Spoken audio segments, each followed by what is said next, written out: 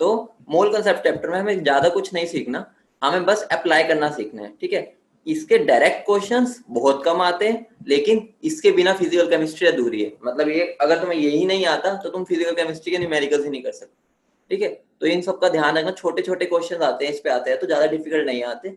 तो बिल्कुल हमें बेसिक साथ साथ लिखते रहना। अगर नहीं भी लिख पाओ टेंशन ना लो, मैं तुम्हें नोट्स भेज दूंगा ग्रुप में, ठीक है, क्लास के बाद, तो वहां से तुम उसको नोट कर सकते हो। वैसे साथ साथ लिखोगे तो ज्यादा फायदेमंद रहेगा, ठीक है, क्योंकि उस टाइम ज्यादा क्लियर होता है, ठीक है। सबसे पहली बात क्या आती है, जो मेरा 1 AMU होता है, 1 AMU क्या होता है मेरा, 1/12 मास ऑफ 1 कार्बन 12 एटम, ठीक है। बेसिक से स्टार्ट करेंगे, आज पहली क्लास है तो बेसिक ही रखेंगे, ठीक है, ताकि तुम्हें ऐसा ना लगे कि एकदम सीधा हम हाई लेवल पे चले गए, ठीक है।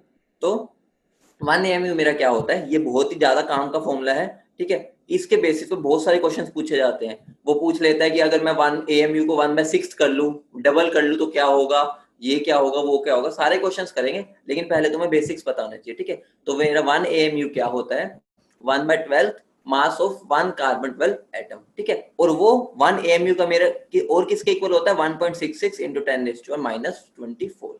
और ये मेरा किसका वेट होता है, ये मेरा होता है मास ऑफ 1 प्रोटॉन, ठीक है। न्यूट्रॉन भी बोल सकते हैं, लगभग दोनों का बराबर ही होता है, ठीक है। तो कोई ऐसे भी डायरेक्टली पूछ सकता है कि 1 AMU मेरे किसके इक्वल होता है, ऑप्शन में हो सकता है मास ऑफ 1 प्रोटॉन, या डायरेक्टली ये बोल सकते हैं 1.66 इंटू 10⁻⁻24 ग्राम। तो हर चीज के लिए तुम्हें प्रिपेयर रहना है, ये बहुत ही इंपॉर्टेंट रिलेशन है। अगली बात क्या आती है, छोटी छोटी बातें, उनको तुमने पढ़ भी रखा है, ठीक है, तो फटाफट बढ़ते हुए चलेंगे आगे। एटॉमिक मास और रिलेटिव एटॉमिक मास में क्या फर्क है, ठीक है। एटॉमिक मास मेरा यूनिट के साथ होता है, AMU लगता है उसके पीछे, और रिलेटिव एटॉमिक मास मेरा विदाउट यूनिट होता है, मतलब वो यूनिटलेस होता है। RAM मतलब रिलेटिव एटॉमिक मास, और AM मतलब एटॉमिक मास, ठीक है। तो बस फर्क क्या है दोनों में, मान लो मैं ऑक्सीजन का एग्जांपल लेके बता रहा हूँ, अगर रिलेटिव एटॉमिक मास है तो उसका यूनिट नहीं होगा, अगर एटॉमिक मास लिखा होगा तो उसका यूनिट होता है, ठीक है। बस न्यूमेरिकल वैल्यूज की बराबर होती है, बस यूनिट का फर्क होता है, ठीक है। वैसे ही अगर हम बात करें मोलिकुलर और रिलेटिव मोलिकुलर मास की, एग्जांपल के तौर पे मैंने H2O लिया है, ठीक है। कोई डेफिनेशन तो अब तुमसे पूछेगा नहीं, तुम्हें तो कंसेप्ट सीखना है, ठीक है। तो अगर मैं रिलेटिव मोलिकुलर मास बोल रहा हूँ तो वो क्या होता है, विदाउट यूनिट, ठीक है, 18 बस लिख देंगे, क्योंकि हमें पता निकालना तो आता ही है, वो तो तुम सीख आता ही होगा, तुम 12th क्रॉस कर चुके हो, ठीक है। और अगर मुझे बताना है खाली मोलिकुलर मास तो आ जाता है 18U। एक बात का ध्यान रखना, कई बच्चों को कंफ्यूजन होती है AMU और U में क्या फर्क है, तुम्हारे लिए कुछ फर्क नहीं है, ठीक है। तुम चाहे AMU यूज करो चाहे यू बस इसलिए आया था क्योंकि AMU में क्या आ रहा था, एटॉमिक मास यूनिट, AMU का फुल फॉर्म है एटॉमिक मास यूनिट, ठीक है। तो साइंटिस्ट ने ना लड़ाई कर ली, साइंटिस्ट का इरादा यही होता है कि दूसरा जो बोले मुझे उसको गलत प्रूव करना है। तो बंदे ने बोल दिया कि भाई तुम मोलिकुलर मास निकाल रहे हो और उसका यूनिट दे रहे हो एटॉमिक मास यूनिट, कुछ फर्क नहीं आ रहा था उससे, लेकिन उसमें एटॉमिक वर्ड आ रहा था, और हम बात मोलिकुलर मास की कर रहे थे। तो साइंटिस्ट ने कहा तू खुश रह, तू मेरा गलत मत बता, मतलब तू मेरा कंसेप्ट बिल्कुल सही है, तुम नाम के पीछे लड़ रहा है, तो मैं तुझे यूनिट बदल देता हूँ। तो उसने यू दे दिया था, जिसका मतलब क्या होता है, यूनिफाइड मास, ठीक है। यू की फुल फॉर्म होती है यूनिफाइड मास। तो इससे कोई घबराना नहीं है, AMU और यू एक ही बात है तुम्हारे लिए, ठीक है। तुम कहीं पर AMU भी लिख सकते हो, यू भी लिख सकते हो, दोनों में कोई फर्क नहीं है। बस ये यू का फुल फॉर्म है यूनिफाइड मास और AMU का फुल फॉर्म है एटॉमिक मास यूनिट, ठीक है। उसके बाद क्या आता है, कुछ समझना है तो बता देना, ठीक है, क्योंकि मैं भी मान के चल रहा हूँ कि तुम्हें इससे ज्यादा बेसिक चीजें तो पता ही है, मैंने फिर भी बेसिक से किया। बाकी जो 9th-10th वाली चीजें वो तो तुम्हें आती होंगी, कैसे निकालते हैं उनका मोलिकुलर मास, कैसे निकालते हैं, वो चीजें तुम्हें आती होगी, ठीक है। इतना तो मैं मान सकता हूँ ना, वो आती होंगी, कईयों को ये भी आता होगा, लेकिन ये रिवाइज करना बहुत जरूरी है, ठीक है, तभी हम आगे बढ़ पाएंगे, ठीक है। तो अगला क्या आता है मेरा, अगला आता है मेरा मोलर मास, ठीक है। मोलर मास क्या होता है मेरा, एक मोल सब्सटेंस का मास, ठीक है। एक मोल सब्सटेंस को मैं इनडायरेक्टली क्या बोल सकते हैं, इतने पार्टिकल्स का मास। तो अगर कोई एग्जामिनर कुछ भी तुमसे पूछ ले, find the mass of 1 mole of pen, pen बोल दे वो, तो एग्जामिनर तुम्हें लगेगा यार पेन का कैसे हम निकाले, तुम्हें कुछ भी नहीं करना, एक पेन के मास से एवोगैड्रो नंबर को मल्टीप्लाई कर दे, ठीक है। 1 मोल का मतलब इतना नंबर, बस जैसे 1 डजन का मतलब 12 होता है, ठीक है। तो वैसे ही 1 मोल बस एक नंबर है जिसमें इतने पार्टिकल आते हैं, ठीक है। अगर कोई बोलता है 1 डजन, 2 डजन लेना है तो तुम 24 बोलते हो। तो अगर कोई बोलते 1 मोल की बात करे तो तुम्हें इतने पार्टिकल्स ही उसमें मानने हैं, ठीक है। ये एक्सपेरिमेंटली होता है, इसको हम प्रूव भी करते हैं, लेकिन क्रैश कोर्स में उसकी जरूरत नहीं है, कहाँ से आया, ठीक है। और ध्यान रखना, इस बात का ध्यान रखना तुम, कि जो मेरा मोलर मास है वो हमेशा ग्राम्स में होता है, ठीक है। मोलर मास से कोई छेड़खानी नहीं करे, वो ग्राम में ही रहता है, ठीक है। तो अगर कोई पूछ ले मोलर मास क्या है, तो तुम्हें क्या करना है, बस एक यूनिट को, मतलब एक यूनिट के मास को उस एवोगैड्रो नंबर से मल्टीप्लाई कर देना है, समझ रहे हो? मतलब मोलर मास कुछ भी नहीं है, 6.023 इंटू 10⁻23 पार्टिकल्स का मास है, वो कुछ भी नहीं है, बहुत सिंपल चीज है। ठीक है, जैसे कि अगर मैं बोलूं मोलर मास ऑफ ऑक्सीजन क्या है, ठीक है, तो मैं उसका क्या बोलूंगा, जो उसका एक्चुअल में होता है बस उसके आगे ग्राम लगा देना है, मतलब कि कुछ भी नहीं है एक तरह से। तुम ये बोल सकते हो कि मेरा एटॉमिक मास, ठीक है, atomic mass, relative atomic mass और मोलर मास तीनों सेम है न्यूमेरिकल वैल्यू के केस में, बस उनकी न्यूमेरिकल वैल्यू। ठीक है, एटॉमिक मास मेरा क्या होता है, एटॉमिक मास मेरा होता है एक पार्टिकल का मास। ठीक है, रिलेटिव एटॉमिक मास भी एक का होता है लेकिन वो एक तरह यूनिटलेस होता है। ठीक है, और जो मोलिकुलर मास होता है वो मेरा एवोगैड्रो नंबर ऑफ पार्टिकल्स का होता है। ठीक है, लेकिन उसकी तुम्हें कोई घबराना नहीं, तुम्हारे लिए तो बहुत सही है, तुम्हें बस उसकी क्या देखो, ये मेरा मोलर मास, ठीक है, मोलर मास में बस ग्राम आ जाएगा। ठीक है, एटॉमिक मास में यू आता है। ठीक है, तो मतलब क्या हो गया, उसका मैग्नीट्यूड तो हमेशा ही सेम आ रहा है, ध्यान दो, मैग्नीट्यूड हमेशा सेम है, बस फर्क क्या है उसके हमारे यूनिट में। ठीक है, तो ये तो छोटी छोटी बातें थी जो तुम्हें बहुत मतलब क्लियर होना जरूरी था। ठीक है, कईयों को नहीं होती तो हमें इसलिए स्टार्ट से ही करना था इसको। ठीक है, इतना तो सबको आता था ना, या नहीं भी आता था तो समझ गए ना? अगर रिवाइज हो गया तुम्हारा इतना पार्ट बता दो फटाफट, सही है, सुनो। ठीक है, तो अब अगला जो इम्पोर्टेंट पार्ट स्टार्ट हो रहा है वो है मोल कंसेप्ट, मतलब यहाँ से हमारा न्यूमेरिकल पार्ट स्टार्ट होता है, ऊपर वाला तो कंसेप्चुअल था। ठीक है, तो इसमें हमें इतना छेड़खानी नहीं करेंगे कैसे आ रहा है ये फलाना ढिमकाना, हमारा मेन फोकस क्या रहेगा, ये जो सेंटर में बैठा ना हमारे महाराज जी, ये केमिस्ट्री के महाराज है। महाराज मतलब क्या हो गया, इनके बिना कोई केमिस्ट्री नहीं चल सकती, मतलब क्या हो गया, ये हमारे बीच में है, मतलब मेन बंदे हैं ये, इनके अंदर से ही होके हमें हर कैलकुलेशन करनी है, समझ रहे हो? अभी तुम्हें इंपॉर्टेंस बताऊंगा कि हमें अगर मोल्स की बात करनी है तो हमारा सबसे इंपॉर्टेंट क्या होगा कि हमें हमेशा मोल के थ्रू ही जाना है पूरी केमिस्ट्री की रिएक्शंस में। ठीक है, मोल कंसेप्ट के हर क्वेश्चन में तो हमें मोल के बिना तो कोई क्वेश्चन हिलेगा ही नहीं। ठीक है, तो मोल्स के तीन रिलेशन होते हैं। ठीक है, तीन रिलेशन क्या है, एक होता है देखो given mass by molar mass. ठीक है, शॉर्ट फॉर्म में लिखा हुआ इतना तुम्हें आता ही होगा, ये है मेरा गिवन मास बाय मोलर मास, जिसको नहीं पता वो साथ साथ लिख लेना। ठीक है, given mass by molar mass, ये क्या है, number of particles divide by Avogadro number. Avogadro number से हम एन नोट को भी डिनोट करते हैं। ठीक है, एन नोट से हम डिनोट किसको करते हैं, एवोगैड्रो नंबर को। ठीक है, और ये एन क्या है मेरे, गिवन नंबर ऑफ पार्टिकल्स, मतलब जो मैंने सैंपल में लिए हैं। ठीक है, ये हमारे हाथ में। ठीक है, ध्यान रखना, ये जो गिवन मास है, ये नंबर ऑफ पार्टिकल्स है, ये मेरे हाथ में है, मतलब मैंने ही सैंपल में डालने हैं, क्योंकि मैं गिवन है, गिवन मतलब जो मैं दे रहा हूँ या एग्जामिनर दे रहा है। ठीक है, लेकिन एवोगैड्रो नंबर और मोलर मास तो फिक्स होता है। ठीक है, ये तुम्हें एग्जामिनर नहीं देगा, तुम्हें अपने आप ही पता होना चाहिए, मोलर मास तुम्हें निकालना आता है और एवोगैड्रो नंबर की वैल्यू तो फिक्स ही है। ठीक है, और थर्ड क्या है, ये given volume upon molar volume. ठीक है, ये क्या है मेरी given volume upon molar volume. इस बात का ध्यान रखना, मोलर वॉल्यूम जो होती है, अगर मैं स्टैंडर्ड टेम्परेचर और प्रेशर में बात कर रहा हूँ, स्टैंडर्ड टेम्परेचर प्रेशर, ठीक है, उसकी वैल्यू क्या होती है मेरी 22.7 लीटर्स। ठीक है, पुरानी बुक्स में 22.4 लीटर्स दे रखी होती है, लेकिन 22.7 आजकल मतलब जो प्रेजेंट में चल रही है वो है। ठीक है, क्योंकि एग्जामिनर तो तुम्हें प्रेजेंट के हिसाब से पूछेगा। ठीक है, तो हमारा 22.7 हमें यूज करना है, लेकिन पुरानी क्या थी, और अगर हम एनटीपी की बात करें, एनटीपी क्या है मेरी, नॉर्मल टेम्परेचर प्रेशर। ठीक है, एसटीपी क्या है, स्टैंडर्ड टेम्परेचर प्रेशर, एनटीपी पे मेरी वॉल्यूम होती है 22.4 लीटर। ठीक है, तो इस बात का ध्यान रखना, पेपर में तुम चाहे 22.4 लेके कर लो, आंसर में इतना वेरिएशन नहीं आता। ठीक है, जैसे तुम्हें लग रहा हो ना कि ऊपर काटने में आसानी हो रही है, जैसे मेरा मान लो 11.2 है, ठीक है, 11.2 है, तो तुम्हें पता है 22.4 से वो डायरेक्टली कट जाएगा, मतलब कि दोनों एक दूसरे के मल्टीपल है, तो तुम 22.4 लेके भी करोगे तो आंसर लगभग सेम ही आएगा। ठीक है, इससे आंसर मेरा क्या आ रहा है, 0.5 आ रहा है। ठीक है, यही आ रहा है। अगर मैं नीचे 22.7 ले लेता, ठीक है, यहाँ पर 22.7, तो मेरा आंसर आता 0.49 के आसपास। देखो कुछ फर्क तो कुछ नहीं आया ऐसा। एमसीक्यू में वो ऐसे दो ऑप्शन तो दोनों तो देगा नहीं कि ये भी दे दे ये भी दे दे, ऐसा तो नहीं देता, वो दो दूर के ऑप्शन देता है, तो आंसर में हमारा कोई ज्यादा फर्क नहीं आता, लेकिन हमें कंसेप्चुअली पता होना चाहिए। एसटीपी में मेरा 22.7 होता है, एनटीपी 22.4 होता है। ठीक है, एसटीपी की कंडीशन हमारी क्या होती है, 0 डिग्री सेल्सियस। ठीक है, 0 डिग्री सेल्सियस और 1 बार। ठीक है, इस बात का ध्यान रखना, 0 डिग्री सेल्सियस और 1 बार होती है, आगे तुम्हें दिखा भी दूंगा। और एनटीपी क्या होता है, 1 atm।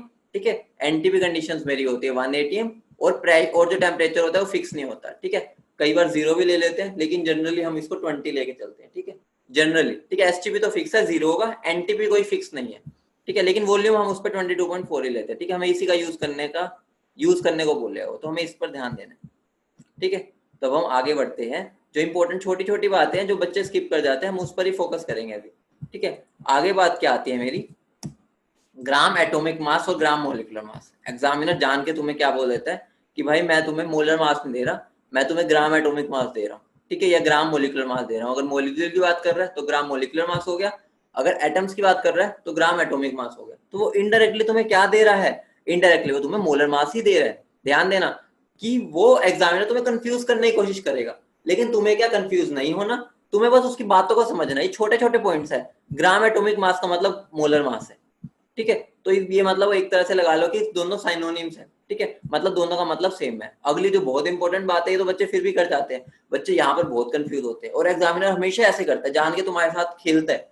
वो तुम्हें क्या दे देगा, number of gram atoms they देगा या अगर नंबर ऑफ ग्राम मोलिक्यूल्स दे देगा, तो तुम नंबर ऑफ ग्राम एटम्स को क्या मान लेते हो कि भाई ये तो उसने मास दे रखे हैं, लेकिन वो नंबर ऑफ मोल्स होते हैं वो, ठीक है। अगर वो बोल देता है ना नंबर ऑफ ग्राम एटम्स, तो इस बात का ध्यान रखना वो नंबर ऑफ मोल्स होते हैं, ठीक है। जैसे एग्जांपल देता हूं, अगर मैं बोल रहा हूँ 5 ग्राम मोलिक्यूल्स ऑफ H2O, तो उसका मतलब 5 मोल H2O की बात कर रहे हैं। इस बात का ध्यान रखना।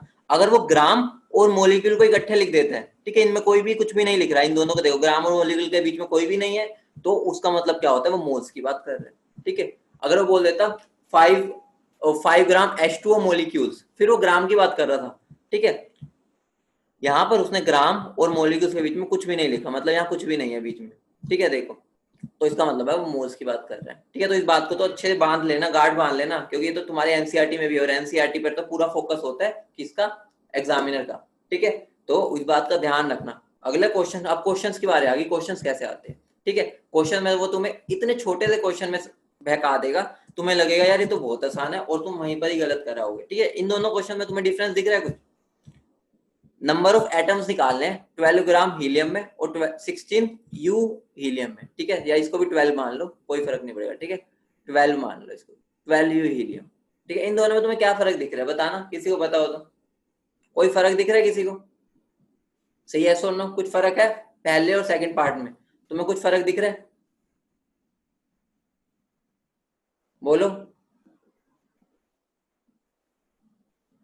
दोनों में क्या फर्क है, ये मुझे 12 ग्राम का मतलब क्या हो गया, ये मुझे उसने मोलर मतलब उसने मास दे रखा है इन ग्राम्स, ठीक है। तो अगर मुझे इन ग्राम्स दे रखा है तो मुझे क्या करना पड़ेगा, उसको पहले मोल्स में कन्वर्ट करना पड़ेगा, ठीक है। तो ग्राम में अगर दे रखा है तो मैं उसको क्या करूंगा, पहले नंबर ऑफ मोल्स निकालूंगा उससे, ठीक है। तो वो क्या होता है मेरा given mass by molar mass, ठीक है। तो मुझे मोलर मास पता है, हीलियम का क्या होता है, हीलियम का मोलर मास कितना होता है, बताओ, हीलियम का मोलर मास, हीलियम का मोलर मास बताओ कितना होता है, जिसको पता है वो बताए, जल्दी बोलो। एक का ही आंसर आया अभी, जल्दी बताओ, हीलियम का मोलर मास कितना होता है, बोलो बोलो। सिमरन बेटा 2 नहीं होता, इस बात पर ध्यान रखना, बच्चे यही गलती कर जाते हैं, 2 बोल देते हैं, 4 होता है, ठीक है। और 4 यू भी नहीं बोलेंगे, 4 ग्राम, ठीक है, क्योंकि मैं मोलर मास की बात कर रहा हूँ, ठीक है। नीचे हम मोलर मास लेते हैं जनरली, तो 4 ग्राम बेटर रहेगा, ठीक है। तो मैं क्या बोल सकता हूँ, देखो मुझे गिवन मास पता है, मोलर मास भी पता है, तो उन दोनों को डिवाइड करके मेरे क्या आ जाएंगे, number of moles. Number of moles अगर आ गए तो मैं उसको क्या कर सकता हूँ, उसको मैं क्या करूंगा, नंबर ऑफ मोल्स आ गए अगर मेरे, ठीक है, तो नंबर ऑफ मोल्स क्या होता है मेरा, given number of particles upon Avogadro number. मतलब मुझे अब क्या करना है, ये निकालना है नंबर ऑफ पार्टिकल्स, तो मैं नंबर ऑफ मोल्स को एवोगैड्रो नंबर से मल्टीप्लाई कर दूंगा और मेरे क्या आ जाएंगे, नंबर ऑफ एटम्स, ठीक है। तो देखो यहाँ पर मैंने यही किया है, हम इसको एक स्टेप में करेंगे धीरे धीरे से, पहले सीखना है, ठीक है। सबसे पहले मैंने मोल्स निकाले, मोल्स क्या होगा, given mass upon molar mass, तो क्या आ जाएगा मेरा 12 डिवाइड बाय 4, तो क्या आ गया, 3 आ गया, ठीक है। तो यहाँ पर क्या आ जाएगा, 3, आंसर पे मजान, ठीक है, 3। उसके बाद मैं क्या, उसको एन से मल्टीप्लाई कर दूंगा, ठीक है, तो मेरा क्या बन जाएगा, 3n, ठीक है। इसके हिसाब से चल रहे हैं हम, यहाँ पर 16 होता तो ये आंसर आता, ठीक है। इस पर इसको ना देखो, तो यहाँ पर क्या आ जाएगा, 3n। लेकिन जब उसने मुझे u में दे दिया, u का मतलब क्या हो गया, अपने आप में ही वो उसने क्या, एटम्स की बात की है, ठीक है। यहाँ पर उसने मोल्स की बात कर रहा था, यहाँ पर एटम्स की, तो मुझे कुछ भी नहीं करना, सिंपल यूनिटरी मेथड लगाना है कि मेरा 4u मेरा एक एटम का मास होता है, तुम्हें पता ही है, ठीक है। एटॉमिक मास क्या होता है, एक एटम का मास, जब u आ जाता है हम एक एटम्स की बात कर रहे हैं, ठीक है। तो एक u कितने का होगा, 1/4, ठीक है। तो 12u कितने का होगा, 12 हो जाएगा मेरा 12/4। तो आंसर मेरा क्या आ जाएगा 3। समझ रहे हो, यहाँ पर मेरे 3 एटम्स है और यहाँ पर मेरे कितने हैं 3 इंटू एन एटम्स, मतलब 3 इंटू 6.023 इंटू 10⁻23। देखो कितना फर्क है दोनों में, एक यू और ये आने से कितना फर्क आ गया। तो इस बात का ध्यान रखना, ये नोट बना कर लिख लेना। अगर मुझे मास ग्राम्स में गिवन है तो पहले हम उसको मोल्स में कन्वर्ट करेंगे, उसके बाद हम उसको नंबर में कन्वर्ट कर लेंगे जैसे वो मांग रहे हैं, ठीक है। लेकिन अगर मुझे मास एएमयू में कन्वर्ट गिवन है तो मैं उसको रिलेट कर लूंगा, किससे, relate it to the mass of one atom, one atom से रिलेट कर लूंगा जैसे मैंने यहाँ किया। देखो 4u एक एटम का मास है, यूनिटरी मेथड लगाया सिंपल, तो एक यू कितने का होगा 1/4। वही बात हो गई कि अगर मेरी एक चॉकलेट 5 रुपए की है, ठीक है, तो मेरी 15 रुपए में कितनी चॉकलेट आएगी, ठीक है, तो मेरा आंसर क्या आएगा 3 चॉकलेट आएंगे, ठीक है। वही चीज हमने की है कि अगर एक एटम का मास 4u है तो 12u में मेरे कितने एटम्स आएंगे, तो आंसर क्या हो जाएगा 3, ठीक है। और ये मेरी एसटीपी और एनटीपी कंडीशंस है, ठीक है, इनको नोट कर लेना, ठीक है। यहाँ पर ये कुछ भी हो सकता है, एनटीपी टेम्परेचर कुछ फिक्स नहीं होता, ठीक है, लेकिन ये फिक्स रहता है इसमें, ठीक है। ये फिक्स होगा, ये फिक्स होगा, ये भी फिक्स रहता है इसके लिए, और ये भी फिक्स होता है 22.7, और ये भी फिक्स होता है, लेकिन टेम्परेचर फिक्स नहीं होता, ठीक है। कहीं पर हम 0 डिग्री ले लेते हैं एनटीपी को भी, कहीं पर हम 20 डिग्री लेते हैं, कहीं पर 25 भी लेते हैं, ठीक है। तो एनटीपी कंडीशन फिक्स नहीं होती, ठीक है। इतना समझ आ गया सबको, बता दो ये वाली बात समझ आई। अगर मुझे यू में गिवन है और जी में गिवन है तो मुझे कैसे करना है, से यस और नो, समझ आया नहीं आया ये पार्ट, ठीक है। एक मैं छोटी सी बात बता देता हूँ कि मोल कंसेप्ट के क्वेश्चन कैसे करना है, वैसे तुम्हें आता ही होगा, मैं फिर भी एक बार बता देता हूँ, ठीक है, जिनको थोड़ी सी कंफ्यूजन रहती है। बहुत सिंपल होता है, देखो हमें क्या करना होता है, ये जो मैंने ऊपर बनाया ना, ये मैंने ऐसे ही नहीं बनाया, ये मैंने बहुत सोच समझ के जो बनाया ना। ये समझ लो कि मुझे कोई भी मोल कंसेप्ट का क्वेश्चन करना है, मुझे क्या, मान लो मुझे ये निकालना है, ठीक है, ये निकालना है और ये गिवन है, तो मुझे कुछ भी नहीं करना, ठीक है। अगर मुझे ये गिवन है ना तो मैं इन दोनों को डिवाइड करके ये निकाल लूंगा पहले, ठीक है। ये निकल गया, फिर मैं उसको उसी के इक्वल प्रूव करके, मतलब इसके इक्वल रख के मैं क्या करूंगा, ये वाला पार्ट निकालूंगा, समझ रहे हो। मतलब ये मोल मेरा क्या, बीच का पार्ट है, ठीक है। मतलब क्या हो गया, यहाँ पर मैं लिख रहा हूँ, इधर ध्यान दो, एक बार देख लो, बहुत सिंपल चीज है। दिख रहा है ना बोर्ड थोड़ा बहुत, तो बोर्ड थोड़ा बहुत दिख रहा है ना, बता दो, बोर्ड दिख रहा है ना हल्का सा, ठीक है। कुछ भी नहीं है, मान लो मुझे नंबर ऑफ मोल्स है, नंबर ऑफ मोल्स मेरा क्या होता है, given mass by molar mass, number of moles मेरा क्या होता है, given volume upon molar volume, ठीक है। और मेरा ये किसके इक्वल होता है, number of particles upon Avogadro, ठीक है।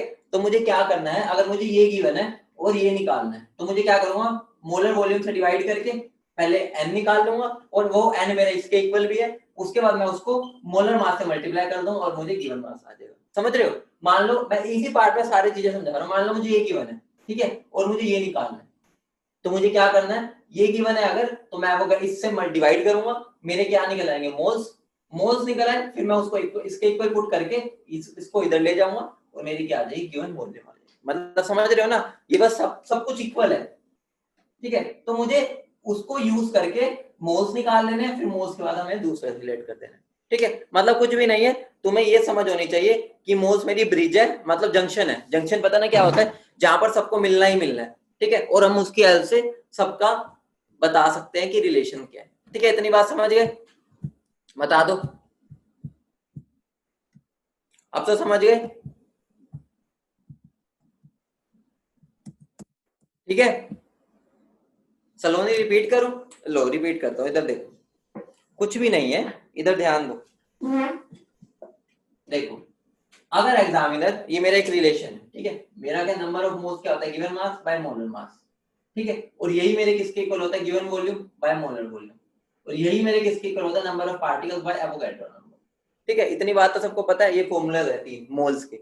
तो एग्जामिनर तुमसे क्या कह सकता है, वो तुम्हें क्या कहेगा, तुम्हें मान लो x ग्राम कोई भी सैंपल है, ठीक है, x ग्राम सैंपल है, तो मैं क्या करूंगा, x ग्राम, क्योंकि गिवन मास मुझे गिवन है, ठीक है, तो मैं यहाँ पर पुट करूंगा डिवाइड बाय उसका मोलर मास, ठीक है। तो मेरा क्या आ जाएगा, अगर मैं इन दोनों को डिवाइड करता हूँ तो मेरे क्या आ जाएंगे, नंबर ऑफ मोल्स आ जाएंगे, ठीक है। अब मेरे नंबर ऑफ मोल्स अगर आ जाए और मुझे निकालनी है गिवन वॉल्यूम, ठीक है, तो नंबर ऑफ मोल्स मेरे दोनों के इक्वल थे, मतलब कि इसके भी इक्वल है, इसके भी इक्वल है, तो मैंने यहां से सोल्व करके n निकाल लिया, फिर मैं n को क्या करूंगा, given volume by molar volume, ठीक है। तो मैं उसको मोलर वॉल्यूम से मल्टीप्लाई करके मेरा गिवन वॉल्यूम आ जाएगा, ठीक है। अब ठीक है, बता दो, सलोनी ठीक है, अब समझ आया? कुछ भी नहीं है, बस हमें क्या मोल की हेल्प से ही सबको निकालना है। मतलब मोल हमारी ब्रिज है। ब्रिज मतलब क्या होगा, बीच में बैठे, हमें उससे परमिशन लेनी पड़ेगी आगे बढ़ने के लिए हर चीज में। ठीक है, अब आगे बढ़ते हैं। देखो, अब मैं तुम्हें छोटे छोटे स्टेप्स बताऊंगा, मतलब कैसे जैसे क्वेश्चंस आते हैं।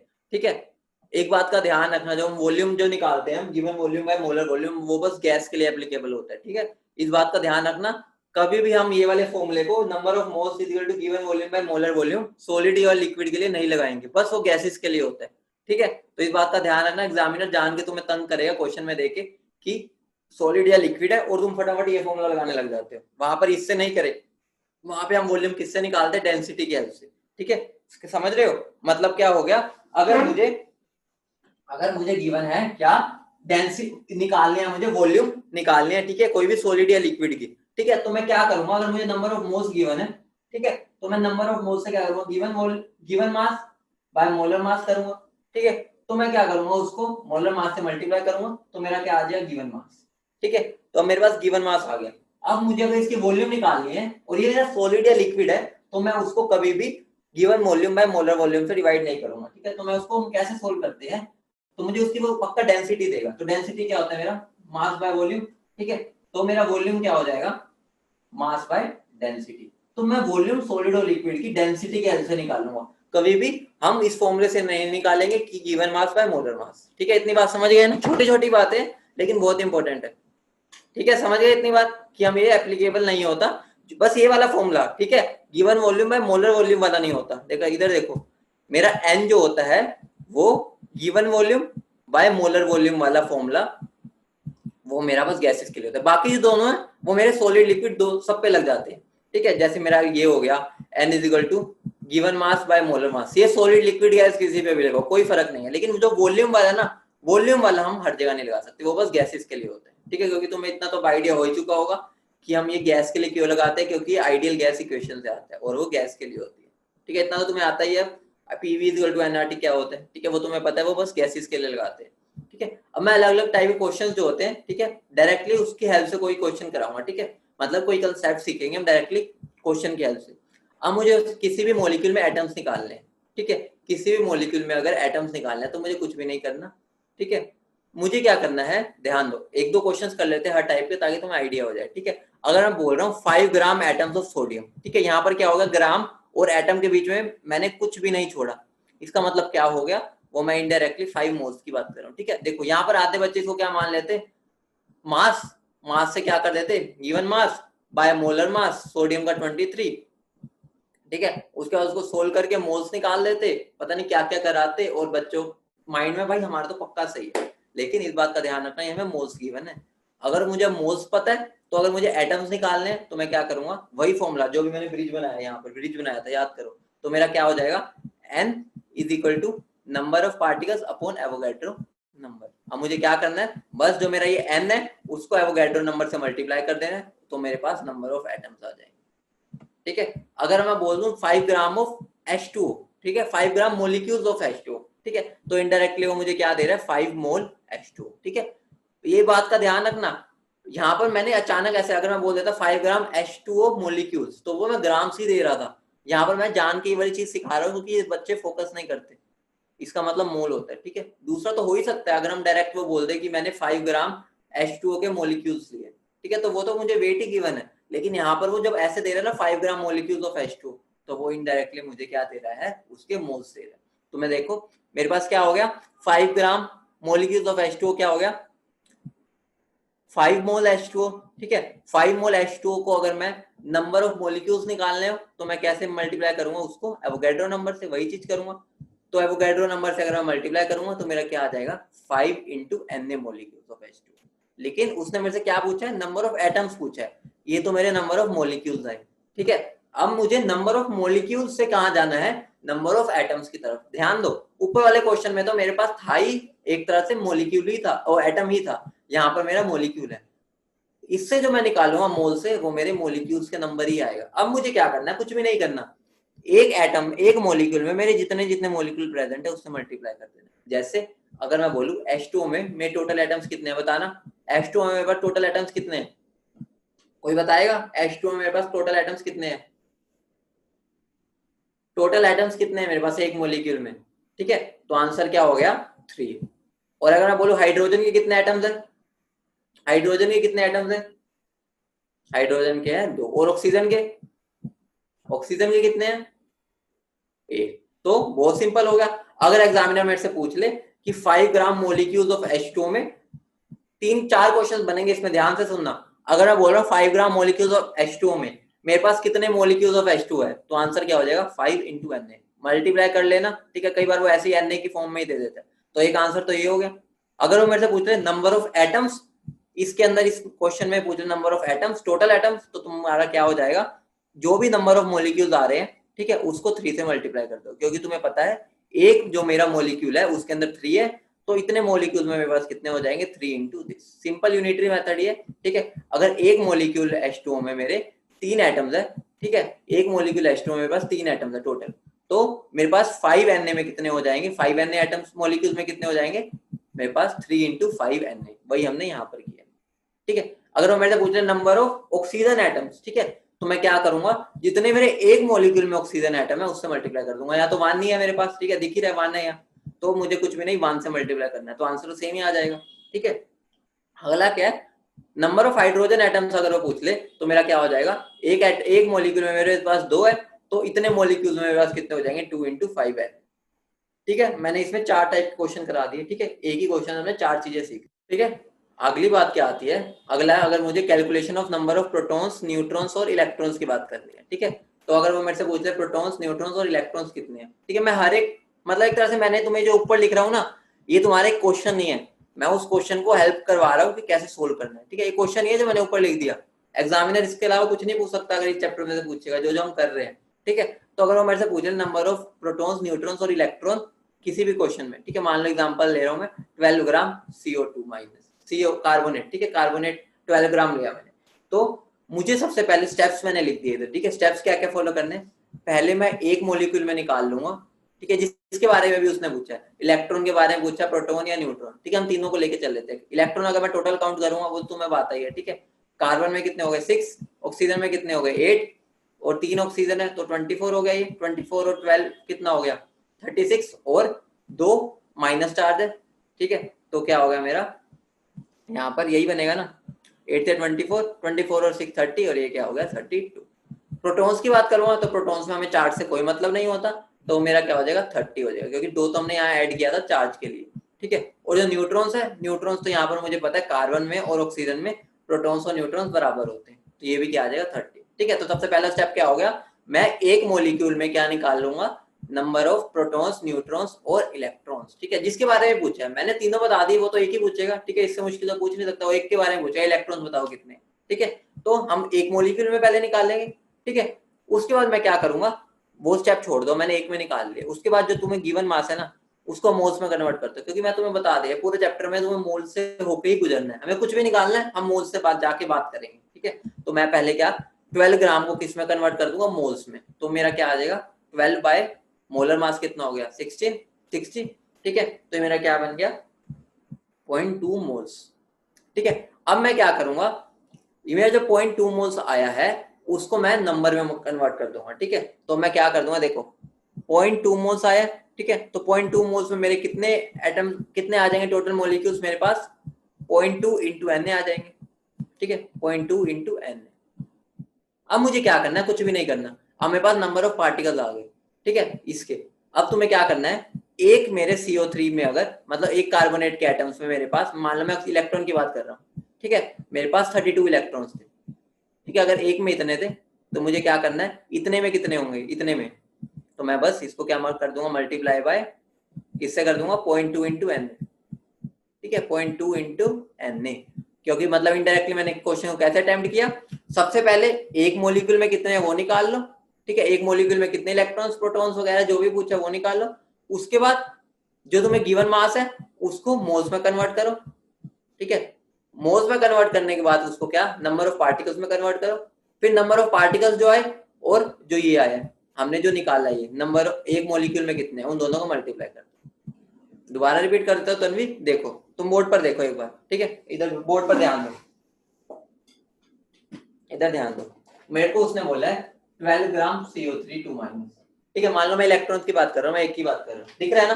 देखो तो मैं सबसे पहले इसको क्या करूंगा, एक मोलिक्यूल उठाऊंगा, ठीक है, एक मोलिक्यूल CO3 नेगेटिव का, उसमें से निकाल लूंगा मेरे पास कितने इलेक्ट्रॉन्स है, कितने आए 32, वो तो तुम्हें निकालना आता ही होगा, ठीक है। तो मेरे एक मोलिक्यूल में 32 इलेक्ट्रॉन्स है, ठीक है, मुझे पता चल गया एक में। लेकिन मेरे से तो उसने क्या पूछा, 12 ग्राम में पूछे, तो 12 ग्राम के लिए मैं उसको क्या करूंगा, पहले मोल्स में कन्वर्ट कर दूंगा। तो गिवन मास बाय मोलर मास, तो मेरा क्या आ जाएगा 12 बाय उसका मोलर मास जितना भी होता है, ठीक है। ये मेरे मोल्स आ गए।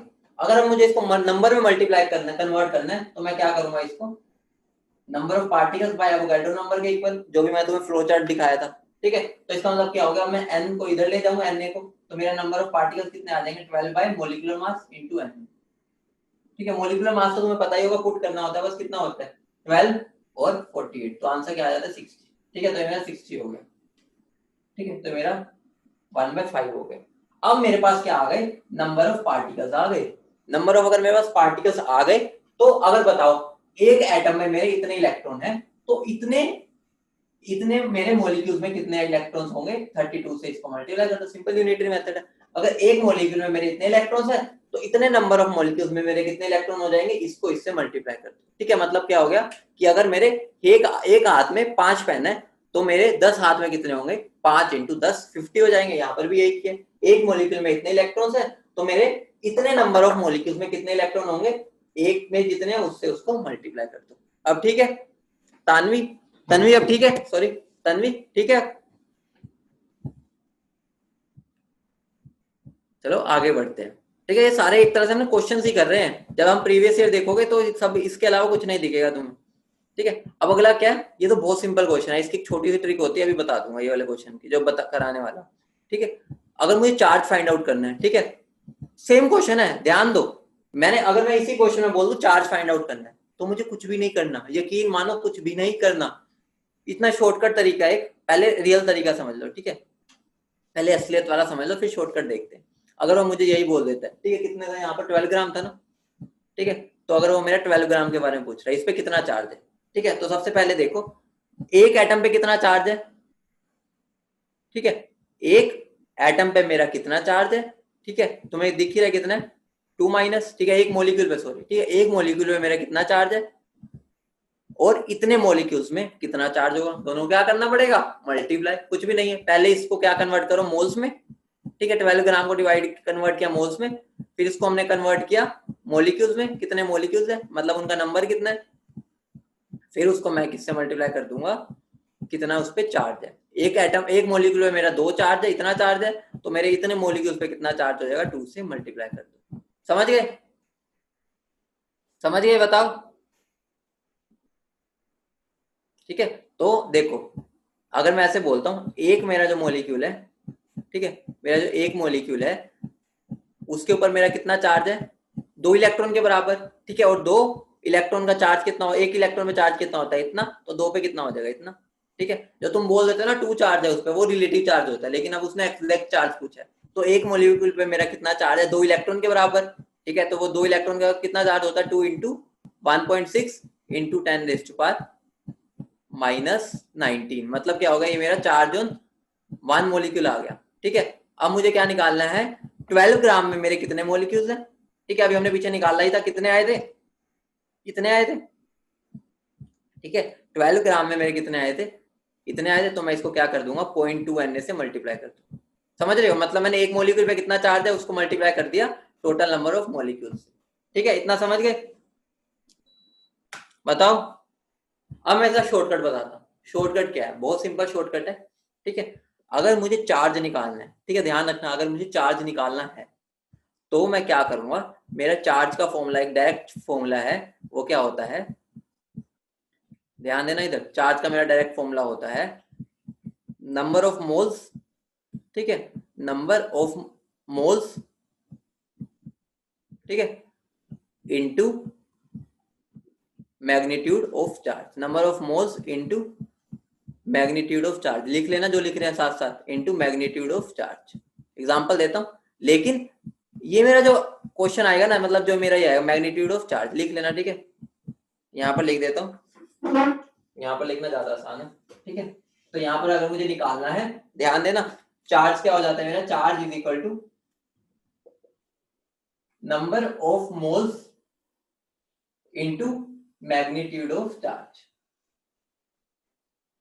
मतलब क्या होगा, लेकिन ये जो मेरा चार्ज आएगा ना, ये मेरा चार्ज किस में आएगा, फैराडे में। ध्यान रखना, ये मेरा आंसर आएगा फैराडे में, ठीक है। ये मेरा आंसर कूलम में नहीं आएगा, लेकिन एग्जामिनर तुमसे क्या पूछेगा, वो तुमसे पूछेगा कूलम में, ठीक है।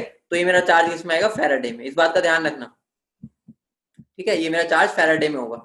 लेकिन फैराडे को मैं कैसे कन्वर्ट कर सकता हूँ, तो मेरा फैराडे, अगर मेरा 1 फैराडे होता है 96500 कूलम, ठीक है। मेरा 1 फैराडे होता है 96500, लिख लेना 96500 कूलम।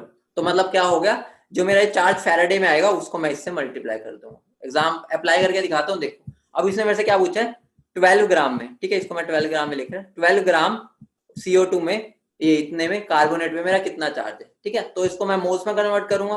अभी मैंने कर लिया था, कितने मोल्स आए थे मेरे, 0.2 मोल्स आए थे, यही आए थे ना, 0.2 मोल्स आए थे मेरे।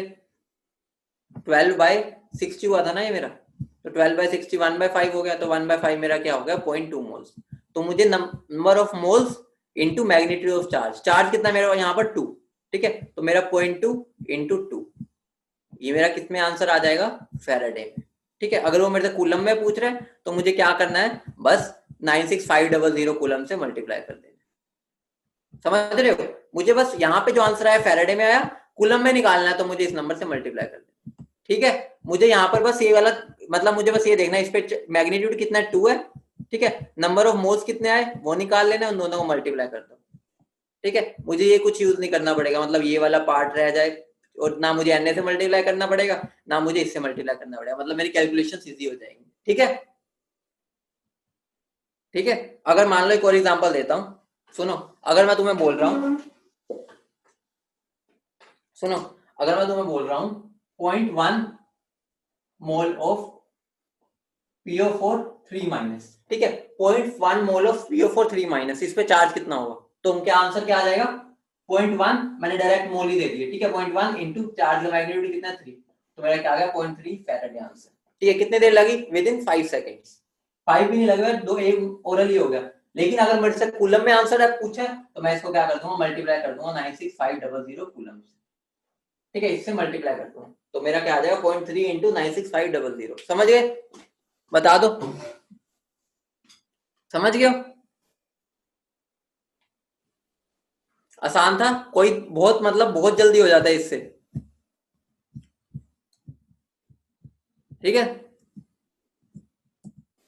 अब अगला टाइप का क्वेश्चन क्या आता है, मुझे क्या निकालना है, mass of an element in given mass, ठीक है। मतलब मेरे को क्या बताना है कि मेरे इतने ग्राम, मान लो CO2 लिया मैंने, ठीक है, उसमें कितना कार्बन है, ठीक है। मतलब क्या होगा, एक मॉलिक्यूल में, एक कंपाउंड में मेरा कितना एलिमेंट प्रेजेंट है, ठीक है। तो वो कैसे करना है, सिंपल यूनिटरी मेथड है और कुछ भी नहीं है। एग्जांपल के तौर पे देखो, मुझे ऑक्सीजन का मास निकालना है इन 16 ग्राम SO3, ठीक है। तो मुझे कुछ भी नहीं करना, तुम्हें मोल्स के मोल्स से ट्रीट करना है। कैसे, देखो, एक तो दो मेथड है, एक ये है एक ये, जो तुम्हें इजी लगे तुम वो फॉलो कर लेना, ठीक है। पहले वाला तो सिंपल यूनिटरी मेथड है, देखो, तुम्हें 16 ग्राम में निकालना है, तो भाई वो तो थोड़ा मुश्किल होता है, लेकिन एक बात बताओ, तुम्हें इसके एक मोल में कितना ऑक्सीजन है ये तो तुम्हें पता ही है, ठीक है।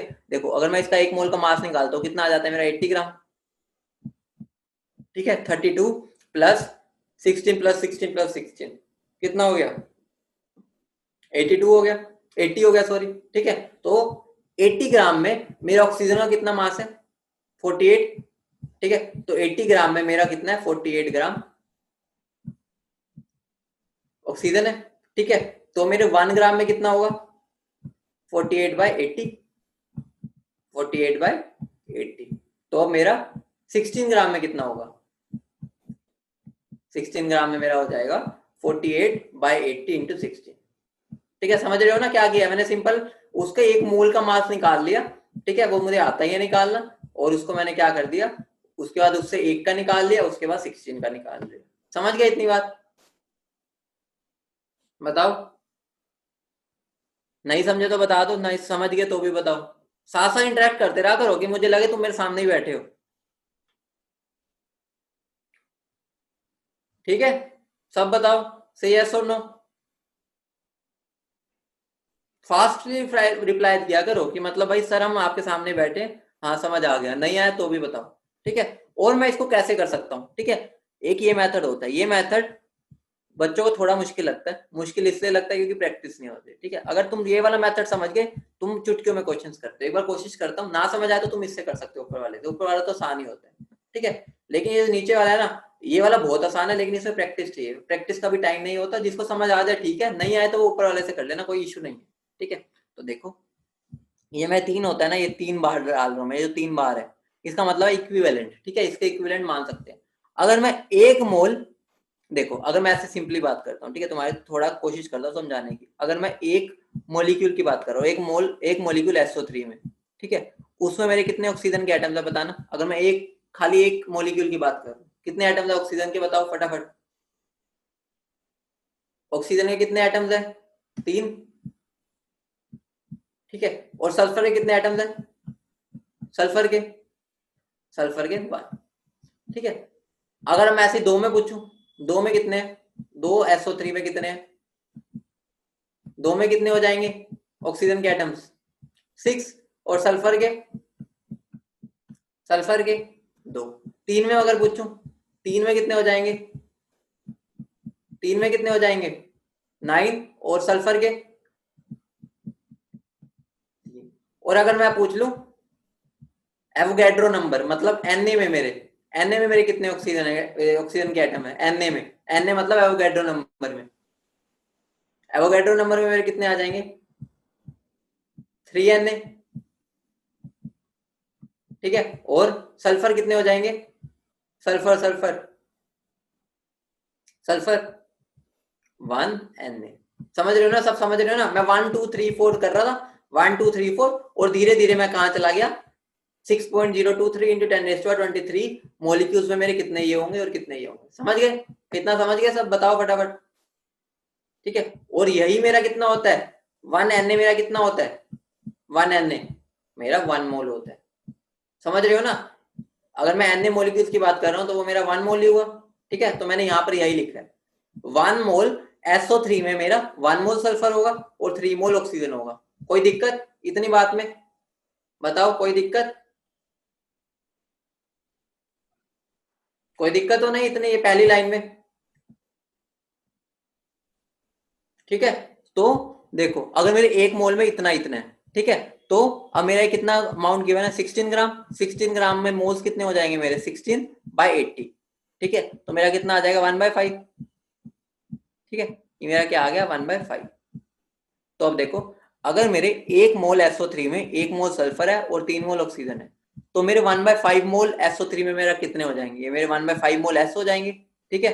और 3 इंटू 1/5 मोल ऑक्सीजन हो जाएंगे, ठीक है। और मेरे से उसने ऑक्सीजन का ही पूछा था, तो अगर मेरे पास इतने मोल्स ऑक्सीजन के आ गए, तो अगर मुझे उसका मास निकालना, तो मैं क्या करूंगा, number of moles is equal to given mass by molar mass, ठीक है। तो अगर मैं इसको मोलर मास से मल्टीप्लाई कर देता हूं तो मेरे पास गिवन मास आ जाएगा, तो आंसर क्या आ जाएगा मेरा यहाँ पर 96। यहाँ पर मेरा क्या आया था, सेम आया था,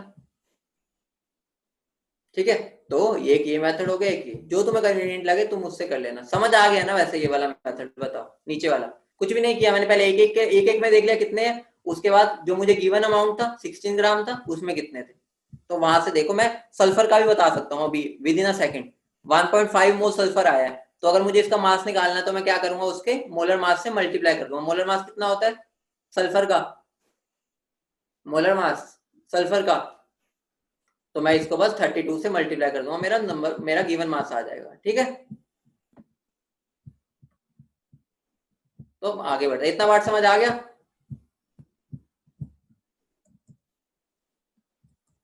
अब अगली बात जिसमें से सबसे ज्यादा क्वेश्चन आते हैं, ठीक है, इस चैप्टर में अगर आता है, ठीक है, वो है हमारा एवरेज एटॉमिक मास, ठीक है, मतलब वो आइसोटोपिक मिक्सचर की बात करते हैं। इसका मतलब क्या है, वो तुमसे कुछ नहीं पूछेगा, सिंपल सारी वैल्यूज दे देगा, तुम्हें बस मैथ सोल्व करना है, ठीक है। वो तुम्हें क्या बोल देगा, मुझे एक बात वो तुम्हें बोल देगा कि मेरे पास एक सैंपल है, ठीक है, जिसमें मेरा 95% एक चीज है, ठीक है, 95% और 5% दूसरी चीज है। अब मुझे बताना है कि एवरेज मेरा कितना होगा, बहुत सिंपल है, तुम मैथ से सिंपल, तो उसका एक डायरेक्ट फॉर्मूला है मास, मोलर मास एवरेज, ठीक है, मोलर मास एवरेज किसके इक्वल होता है, molar mass of first into उसकी percentage plus molar mass of second into उसकी percentage divided by percentage of A plus percentage of B. Example देता हूँ, ठीक है, फॉर्मूला कैसे अप्लाई करना है। मान लो वो बोल रहा है क्लोरीन है, तुम्हें पता है क्लोरीन के दो आइसोटोप होते हैं, एक 35 एक 37, ठीक है, 35 वाले का परसेंटेज कितना होता है 75, इसका कितना होता है 25। अब वो तुम्हें पूछ रहा है कि क्लोरीन का एवरेज मोलर मास कितना हो गया, तो मुझे कुछ भी नहीं करना, ठीक है, मोलर मास ऑफ क्लोरीन, ठीक है, पहले केस में मेरा मोलर मास इसका कितना होता है 35 ही होता है, ठीक है, एक बात समझा देता हूँ, ठीक है, देखो मान लो मैं अगर क्लोरीन की बात कर रहा हूँ, ठीक है, मेरे दो आइसोटोप्स होते हैं, एक 35 होता है तुम्हें पता है ना, और एक 37 होता है, जैसे कार्बन के होते हैं कार्बन 12, कार्बन 13, कार्बन 14, ठीक है, तो इसके भी दो आइसोटोप्स होते हैं, ठीक है, अगर मुझे उस आइसोटोप का एटॉमिक मास पता करना है, ठीक है, तो मुझे कुछ भी नहीं उसका मास नंबर ही उठा लेना है, ठीक है, एटॉमिक मास और मास नंबर का जो मैग्नीट्यूड होता है वो इक्वल होता है, ये पता ना सबको, या नहीं पता तो अब समझ आ गया, ठीक है, बता दो सही यस और नो, सही यस और नो, बोलो बोलो फटाफट बोलो, ठीक है, तो अगर मुझे क्लोरीन 35 है, ठीक है, क्लोरीन 35 मतलब क्या हो गया, उसका मोलर मास कितना है 35 और परसेंटेज कितने हैं 75, तो मैं क्या करूंगा 35 इंटू 75 प्लस 37, दूसरे का मुझे मोलर मास लेना है, इंटू उसका percentage 25 divided by A plus B, A plus B अगर करूंगा तो मैं क्या आ जाऊंगा 75 प्लस 25, तो आंसर नीचे क्या आ जाएगा 100, और ये मेरा क्या आ गया 35.5।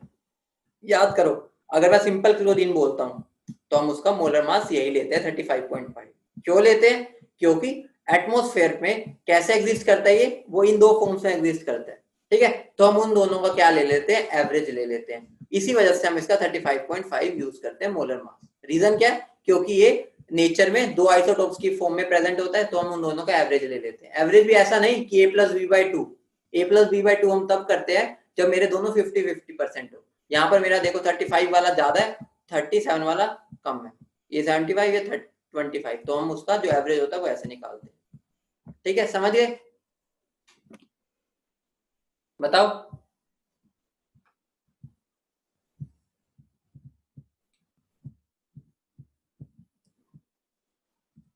ठीक है, अगर अब मुझे क्या करना है, वो तो मेरा क्या था आइसोटोपिक मिक्सचर था, ठीक है, वो तो नेचर वाली बात थी, फॉर्मूला सेम है, कंसेप्ट थोड़ा सा अलग है, यहाँ पर अगर मैं दो गैसेस को मिक्स कर रहा हूँ, ठीक है, मैंने एक ऑक्सीजन ली और एक हाइड्रोजन ली, दोनों को मैंने मिक्स कर दिया, तो मिक्स करने पे जो मुझे सैंपल मिला है उसका मोलर मास कितना है, अगर वो निकालना हो फॉर्मूला सेम रहेगा, बस फर्क क्या आ जाएगा, यहाँ पर जो मेरा क्या होता है, देखो उस फॉर्मूले में मेरा क्या आ रहा था, M1A प्लस M2B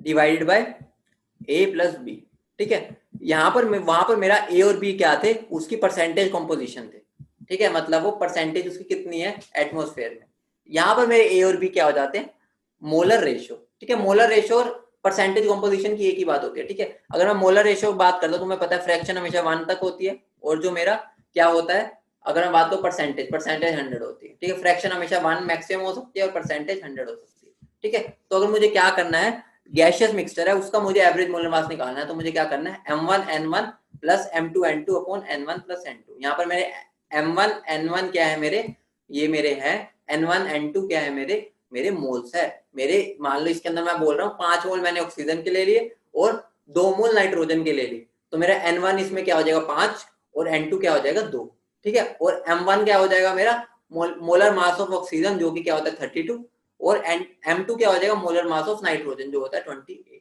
ठीक है, तो मेरा M एवरेज का फॉर्मूला क्या बन गया, ठीक है, इतनी बात समझ गए, डायरेक्ट फॉर्मूले, इसको अप्लाई कैसे करना है मैं बताता हूँ, फॉर्मूला समझ गए, ठीक है, यहाँ पर मेरे N1 और N2 क्या है मोलर रेशियो, ठीक है, या डायरेक्ट मोल्स भी हो सकते हैं या मोलर रेशियो भी हो सकते हैं, ठीक है, बता दो, ठीक है, एग्जाम्पल के तौर पे लेता हूँ, ठीक है, एग्जाम्पल क्या है मेरा एम एवरेज निकालना है, ठीक है, मिक्सचर का जिसमें SO2 और SO2 और O2 है जिनका मुझे मोलर रेशियो ये गिवन है, ठीक है, अगर मुझे मोलर रेशियो गिवन है तो मैं उसको मोल्स ही मान सकता हूँ, ठीक है, तो मेरा एक क्या हो जाएगा, तुम इसको ऐसे ही मान सकते हो, एक मेरा 2x हो गया, ठीक है, और एक मेरा x हो गया, ठीक है, तो मेरे इस फॉर्मूले में इसको पुट कर दो। ठीक है, तो मेरा m1 क्या हो जाएगा, मास ऑफ SO2 जो कि क्या होता है 64, ठीक है, और मास ऑफ O2 कितना होता है 32, ठीक है, और N1 और N2 क्या गिवन है मेरे पास, यहाँ पर पहले मैं x लेके दिखाता हूँ। ठीक है, 2x हो गया और x हो गया, तो इसको अगर सोल्व करोगे देखो क्या बन जाएगा मेरा 64 इंटू 2x, ठीक है, 64 into 2x plus 32 into x, divide क्या हो जाएगा मेरा 2x प्लस x, ठीक है, और यहाँ पर मेरा क्या आ जाएगा, यहाँ मेरा आ जाएगा answer 160x divided by 3x, और यहाँ पर मेरे x और x क्या हो जाएंगे कैंसल।